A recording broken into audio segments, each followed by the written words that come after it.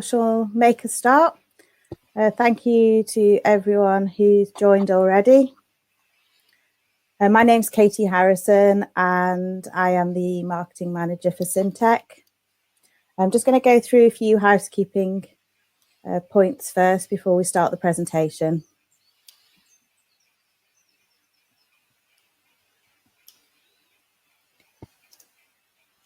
So if you've got any video or audio issues, if you just refresh, there's a button at the bottom, or try another browser. Google Chrome is recommended. If it is blurry for you, keep in mind that YouTube automatically adjusts the bandwidth for you. It might be that you've got too much going on in the home. Shut off all stuff in the background and it should clear it up for you. At the end of the presentation, there will be a Q&A, and just feel free to type your questions in the chat box and it'll be answered at the end. There will also, if we do have any issues with the webinar, there will also be a recording which you can download from our website following on from the presentation. So just want to introduce you to Ali, who some may know, some may not know. Ali's fascination with the magic of electricity led him to study at the University of Liverpool in the UK in the 1990s. And then in 1998, he established Cimteq to develop CableBuilder and then followed on by CableMES, the world-class software for the design and manufacturing of cables. Ali is an avid advocate of smart tools for cable manufacturing and is a regular contributor to industry periodicals, conferences and blogs, as well as speeches at industrial forums. So I'm going to pass you on to Ali now, who will start the presentation. Thank you. Hello, good morning, good afternoon, good evening. We have people from all over the world has joined us today, and welcome. I do apologize if my background is my kitchen, but that's okay. And I think everybody these days is working from home, and most people I know working from their kitchens, so it's okay. Okay, so what I'd like to do is first of all introduce what 3D printing is, and then we quickly create a design in CableBuilder, generate the models from CableBuilder 3D, then prepare those models for 3D printing, and then we will be printing those models on 3D printers that are readily available. They're quite cheap, and they are available everywhere. Okay, so what is 3D printing? So 3D printing is really the creation of a 3D object using very thin layers of material. And another name for 3D printing is additive manufacturing. So it's there are two types of manufacturing. We're manufacturing a product, a widget, one which is additive and one which is subtractive. So in the old days, when you wanted to make a tool or wanted to make something, you'd get a big lump of metal and you start carving it effectively with drills, with all sorts of things, lasers, etc. With additive manufacturing, you start with nothing and you add to it to make the object. It's much more efficient, and also the very little waste. Now, what most hobbyists and most people who do modeling, like what we're going to do now, will use a material called PLA, which is polylactic acid. It's a material that is made from the same stuff as this, tortilla chips. It's made from corn. So although it looks like plastic, it feels like plastic, and it is plastic, but it's made from corn. It's not made from fossil fuel. It is quite sustainable material. It is also compostable, so you can compost it, but you can't put it in a rubbish bin and hope for the best. There's industrial processes for doing that. Okay, just to set expectations here, we are not going to print a sample of cable that you can take it and go and install it somewhere. Unfortunately, it is just a piece of plastic that is printed in the shape of the cable with all the details of the cable. What are 3D prints used for is really visualization, marketing, especially when you're talking about subsea cables and complex cables. And we will take some examples later on. And it's much better to talk to the customer with the sample in your hand, which is the representation of the cable. So sorry, these cables will not work. You can't plug them into electricity and hope for the best. However, if you guys want to develop a process with us where we create samples that do work, I am very open to discussing that with you. And I think that is the future. That's probably the future. We will get there. It's going to take us a while. The technology isn't quite there yet. Okay, so what are the stages of 3D printing? So first of all, we need to, sorry, my presentation is a little bit broken. So first of all, we need to create a design, a cable design. And that will be in CableBuilder. Then we generate a model in CAD. AutoCAD, Micro Inventor, SolidWorks, and there are some cheaper, simpler products to use as well. Then we prepare that model for printing. So we take a model, which is 3D, wherever the model is, and we slice it very, very thinly, virtually, obviously, using software. And then we send those slices to the printer to print. And it basically puts layer by layer by layer by layer to make them. The model that you just saw before takes a printer 4 hours to produce. So it's not a fast process. It's a very slow process. But you can set it off and go home. Or if you're at home, just wait overnight. And then watch the magic happen.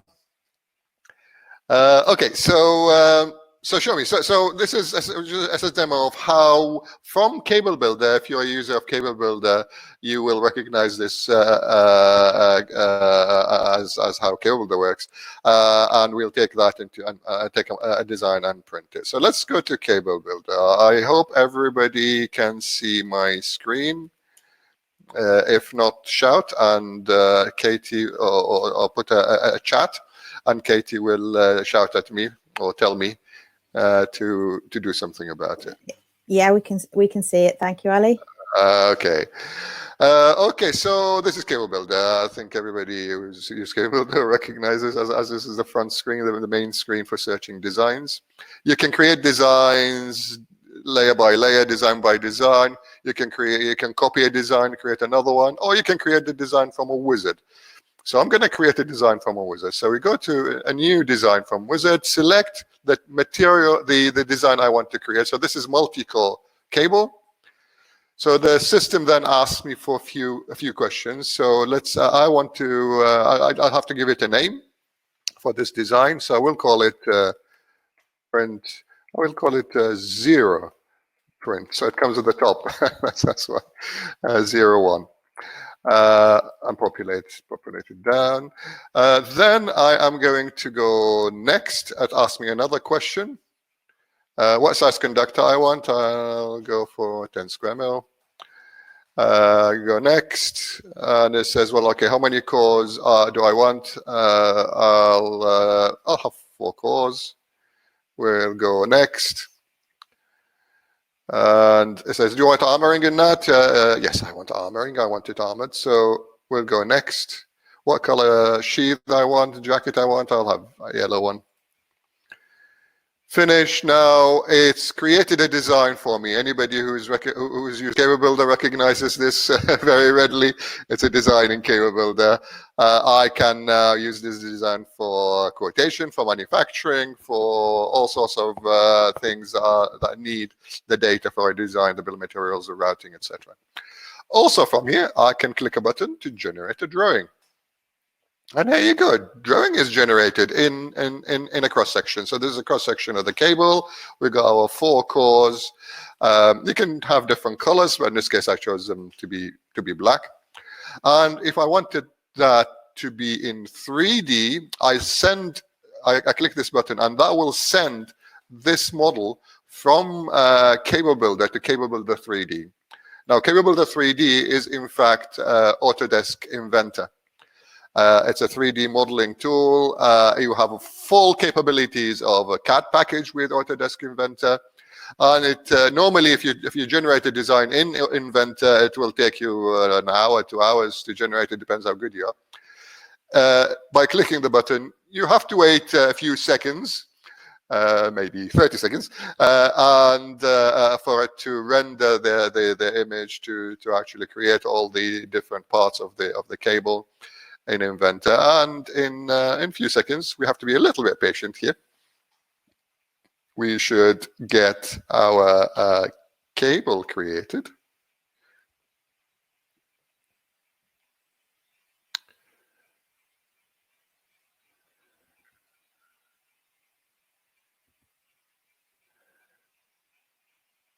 Okay, so while I'm waiting, I'll talk to you a little bit about CableBuilder 3D. CableBuilder 3D is really powerful tool, especially for visualization. You can design any type of cable, anything that you can generate a design for in CableBuilder and a drawing for in CableBuilder. You can generate a 3D model for it in CableBuilder 3D. And once you created it in CableBuilder 3D, and it's coming anytime, there we go. It's a true three-dimensional image of the cable. You even got the embossing there on it. You can then click on modify, and then you have a full power of a CAD tool to modify it to do whatever to do with the model. If you wanted to put it on your data sheets or catalogs, etc., you need to first do ray trace, and a strange name. But what that means is it will automatically generate a photorealistic image for you with all the shading, everything else. The higher the quality, the longer the time it will take to do it. I'm not going to wait for it to do that. And then once you've done that, you can send it back to CableBuilder, and it will go on data sheets, on catalogs, etc. So I'm going to stop that for now because I don't need it for my 3D printing. Okay, so now we've got the model in CAD.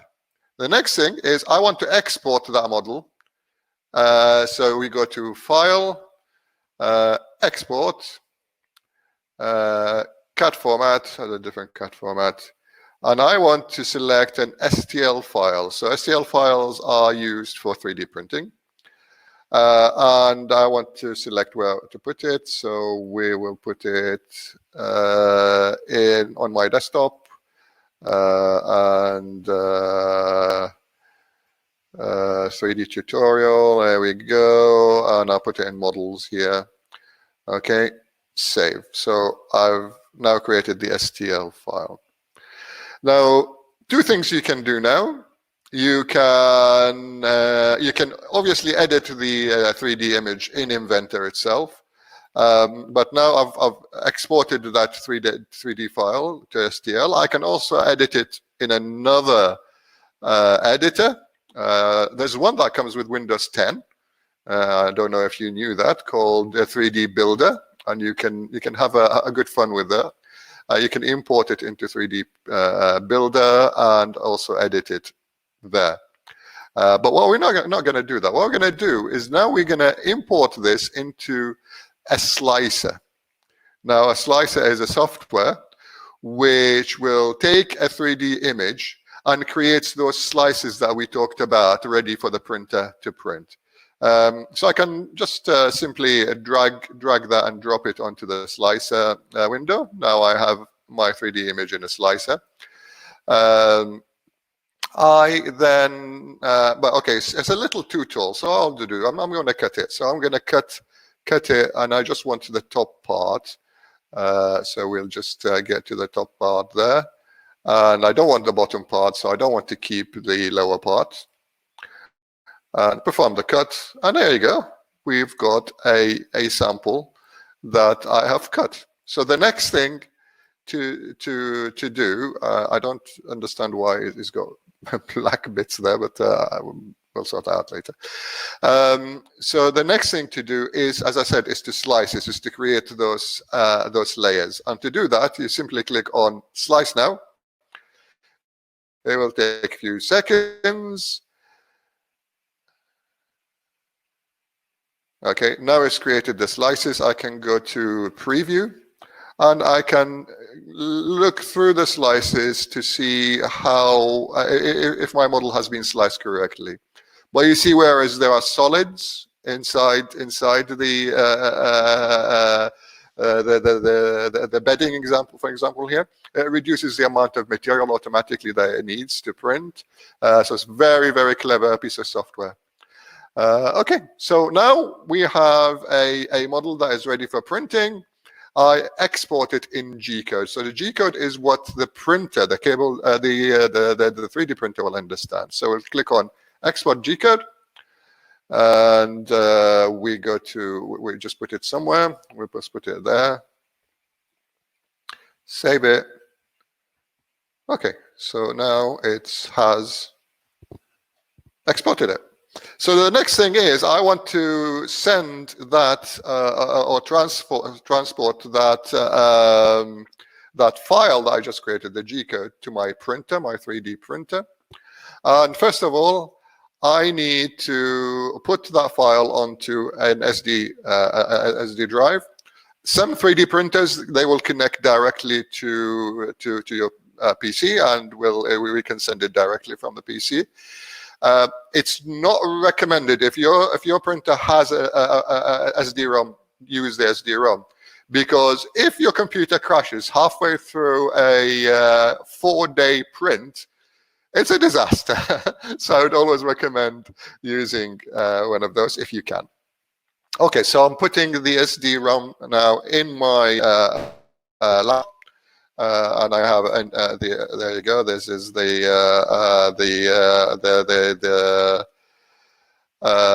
on the SD-ROM. I can just simply drag this G-code and put it onto there. It saves it on there. You can see we've been busy, been printing lots of stuff. Some fun, some not so fun, and some very practical. Anything in the house that breaks that is plastic, you can print a replacement part for it. It is absolutely amazing. So not only it's good for printing models of cables, but it's good for printing anything that is plastic. And remember, I print in PLA, and PLA is a semi-environmentally friendly material. Okay, so now we have created. So we created the design in CableBuilder. We created the design, the model in Inventor 3D. Exported it, imported it, sliced it. Now we've exported it to a file that the printer can understand. So it's for obvious reasons, I am not going to show you placing the SD-ROM in the printer. So we'll go back to my presentation again. And we will, so okay, this is my 3D printer.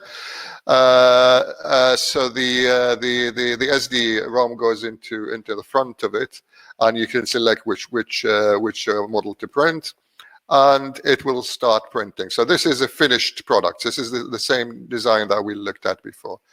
Now, when the printer starts printing, this is what it looks like. So it prints the first layer, and then layer by layer starts building up the design. So I am going to make it quiet first, and then start the video running. So you should, if the video is working and my internet and your internet is running fast, you should see that design being built layer by layer.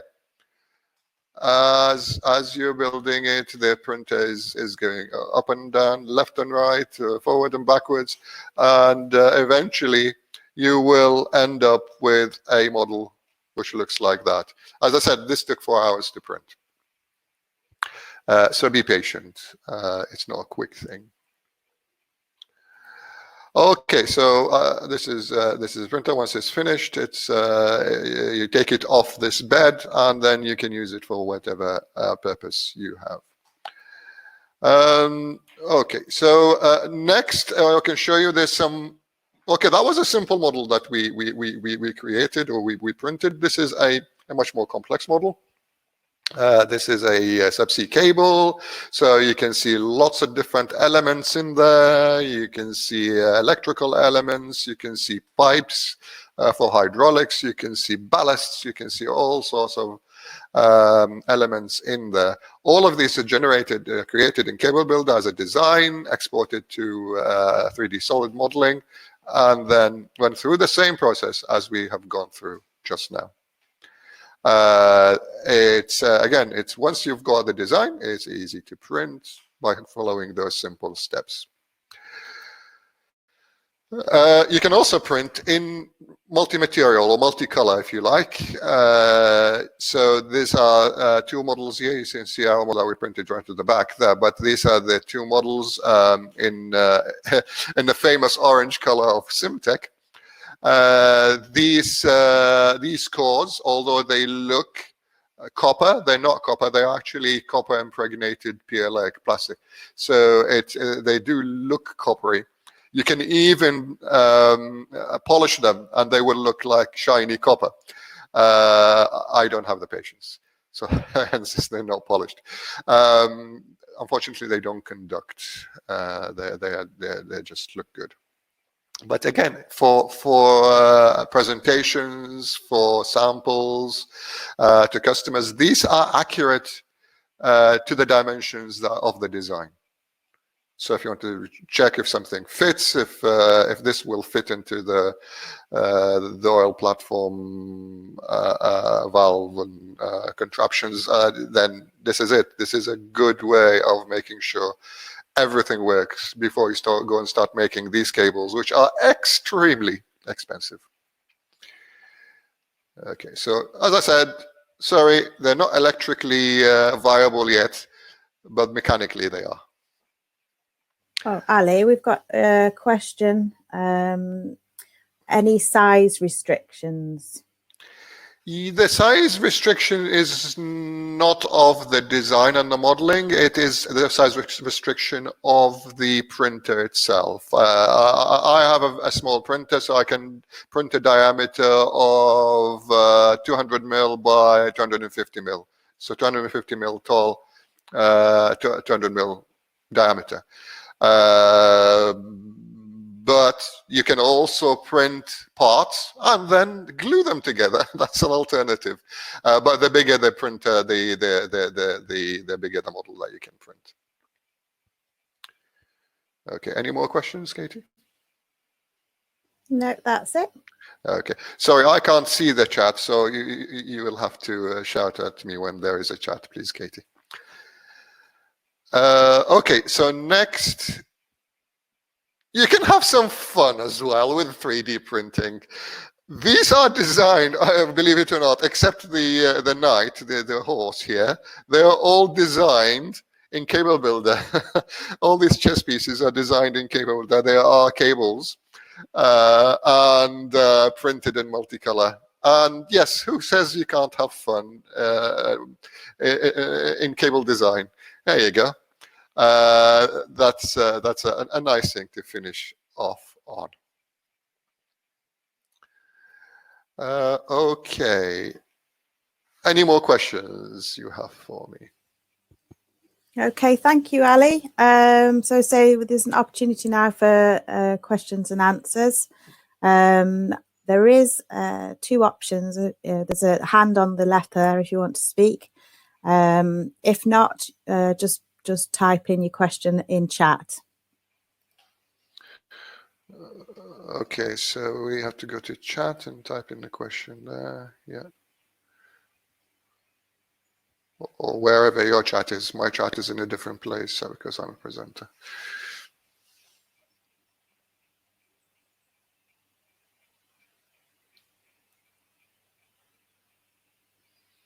Does anybody, just a question for the audience really, does anybody do 3D printing now? for models.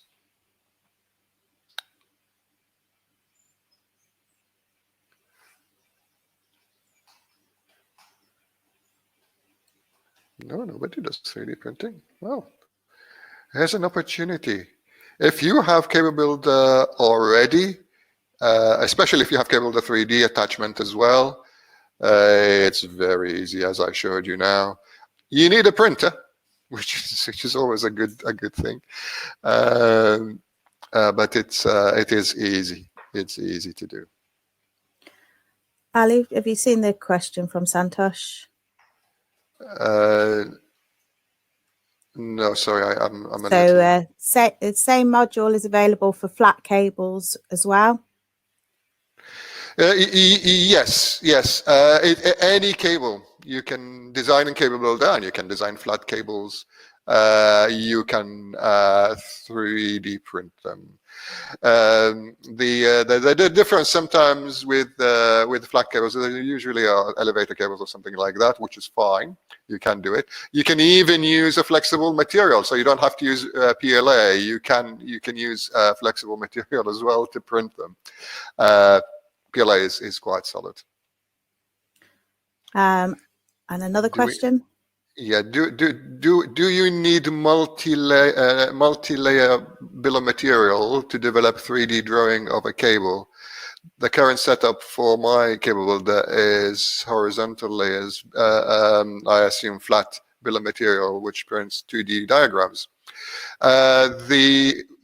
If you can print, if you can generate a 2D image, you can generate a 3D image. You don't need a multi-level bill of material. However, that's for simple cables. However, if we are looking at cables that are of let's say, that complexity, then you do need multi-level bill of material for each of those components. You have to design them separately and then bring them together.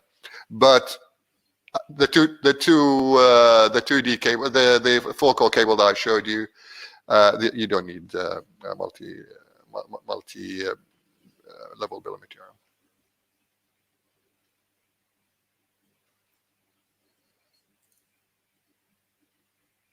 Any other questions? Can you see that, Ali? Can I see? Can you share an idea on cost part if we need to implement this to build a few prototypes? If you have CableBuilder 3D, then the only cost you have is the printer. And we have a competition. You can win one if you enter into our competition, and material. So a model like that big here, big model here, that's about 90 cent, about 20 centimeters tall. Cost about $10 in material, no more than that. It's well worth it for all sorts of purposes. If you want to look at the license for CableBuilder 3D, so if you have CableBuilder already, you need CableBuilder 3D to be able to generate doubles. I am sure one of our guys will send you a quote for that, for CableBuilder 3D.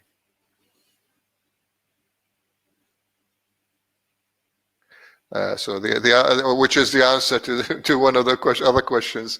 It is not the 3D modeling is not part of the design module.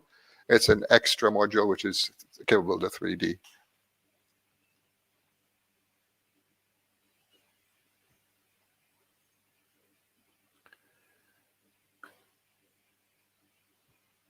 Does that? I hope that answers your questions.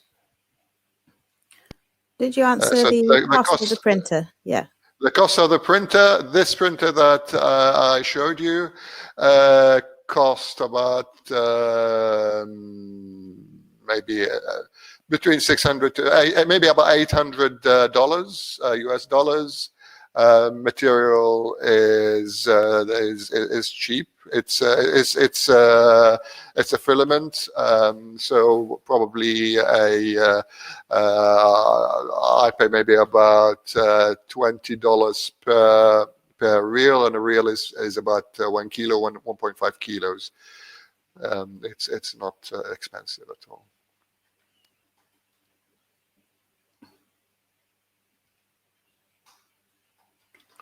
Okay, any more questions before we move on? No.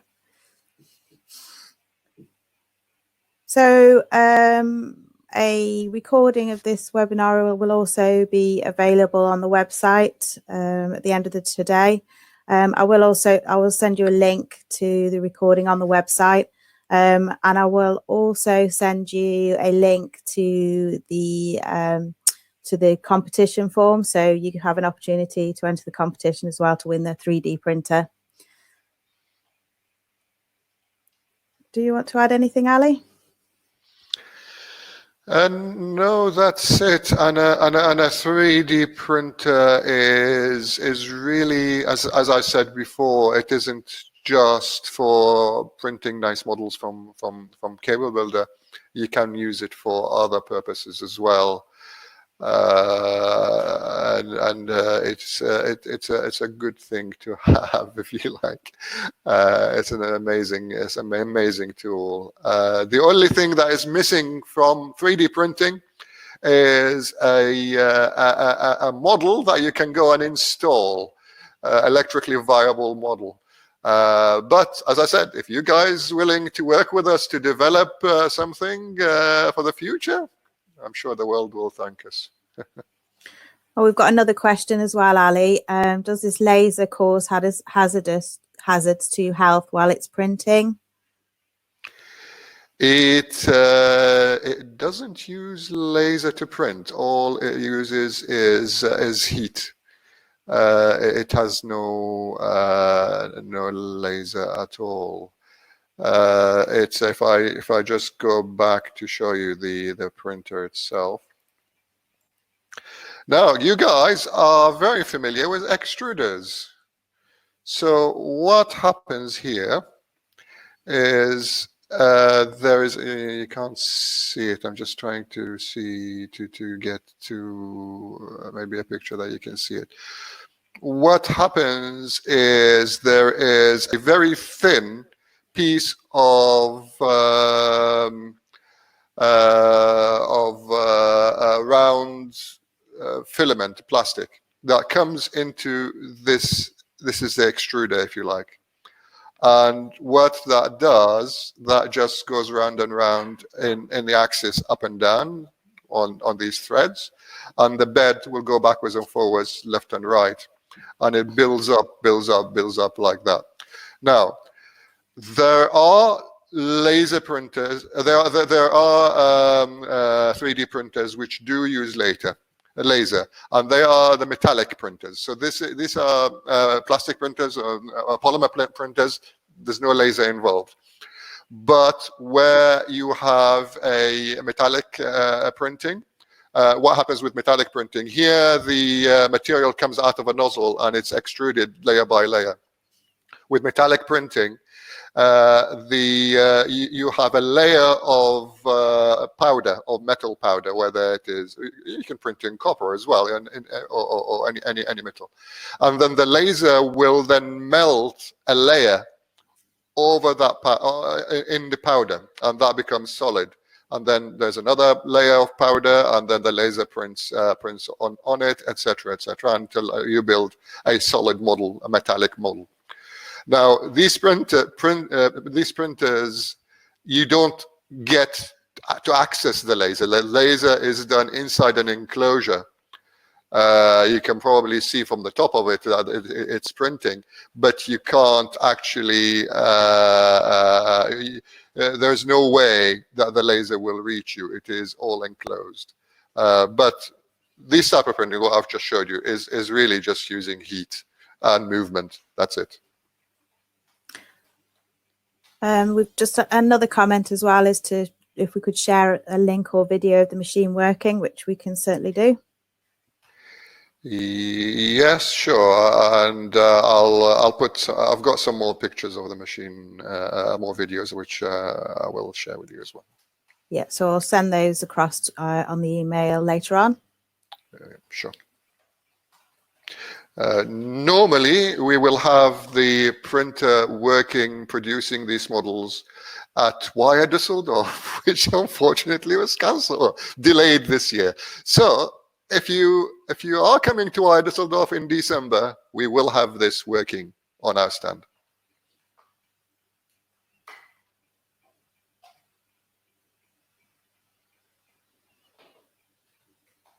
Okay, thank you, Santosh, for the opportunity to answer that question.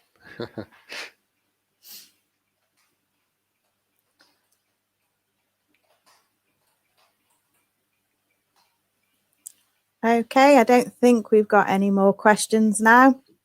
So, oh, yes, we've got one. Do you provide service support in India? Yes, we do. We have a partner in India, Innovites, and they provide support for all our products, CableBuilder, CableMES, and CableBuilder 3D. And if you like, we can put you in touch with them.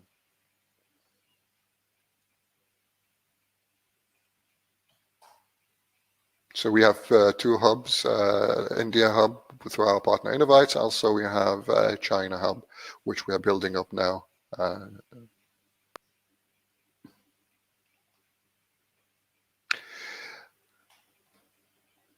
Yes, you do. You need to have the CableBuilder 3D capability. So even if you have CableBuilder, you will need to purchase another module, which is CableBuilder 3D. Now, CableBuilder 3D, it isn't just a model for 3D printing. It is a fully capable CAD package, which is in fact Autodesk Inventor. Autodesk Inventor, if you buy it by itself, it's extremely expensive. But if you get it as a bundle with CableBuilder, you have not just the integration to CableBuilder with it. So you design something CableBuilder and send it to Inventor. You have full capability of Inventor in there too. Any thoughts on the cost? Just one second. Let me just ask one of my colleagues who's just next to me. Just 1 second, see if they know. But I can't tell you from the top of my head.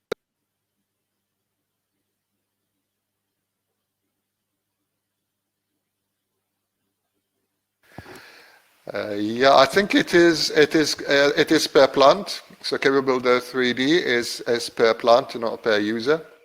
And it's around £4,000 per plant. So that doesn't matter how many users use it. So per plant is about £4,000. But that is rough. I don't have the prices in front of me.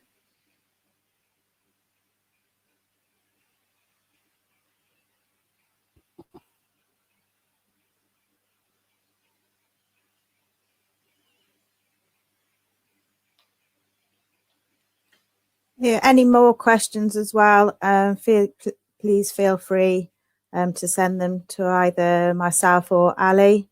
The email is on the end of this presentation, but my email address is katy.harrison, katy.harrison@cimteq.com.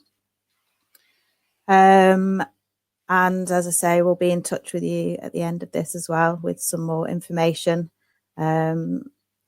But yes, thank you very much for listening. I hope you've enjoyed the presentation. I know I have. So yeah, thanks very much, Ali. Okay, you're welcome. I enjoyed talking about 3D printing, as I always do. All right. Thank you very much. Thanks to everybody. Okay. Have a good morning, good afternoon, good evening.